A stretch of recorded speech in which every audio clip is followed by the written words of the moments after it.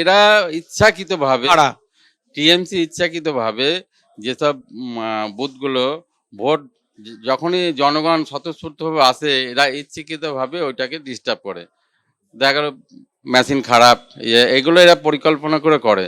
আমার জানে আমাদের যে ভোটারগুলো যদি একবার বাড়ি ফিরে যায় আর আসে না, যার জন্য এরা পরিকল্পনা এরা করতেই থাকবে। আমরা তার জন্য রাস্তায় নামবো এবং রুখে দেবো। এটা টেলার একটা, এই উপনিবেশে জনগণ ওদের ছুঁড়ে ফেলে দেবে, বিসর্জন দেবে, যার জন্য ওরা একদম মরিয়াভাবে এটাকে বুথ জ্যাম রিগিং করে একটা চেষ্টা করছে বানচাল করার। সেটা আমরা করতে দেবো না এবং এই উপনির্বাচন থেকেই বিজেপি পায়ের তলায় মাটি পাবে এবং 26 এদের ধুয়ে মুছে সাফ করে দেবে। আমাদের কালীগঞ্জে তৃণমূল সংগঠন খুব শক্তিশালী। বিজেপি যদি এজেন্ট না দিতে পারে আমি ওদেরকে বলবো সংগঠনের কাজ করুন, মানুষের পাশে থাকুন, যাতে আগামী দিনে আপনারাও এজেন্ট দিতে পারেন এবং লড়াই সমান সমান হয়। আমাদের সংগঠন শক্তিশালী, এটাই তার পরিচয়। মানে কেউ এজেন্ট না দিতে পারলে সেটা আমাদের দোষ নেই। আমরা সব জায়গায় আছি, সব বুথে বুথে আছি, মানুষের সমর্থন আছে, দোয়া আশীর্বাদ আছে এবং আমার বিশ্বাস আগামী দিনে মানুষের আশীর্বাদ আমরা পাবো।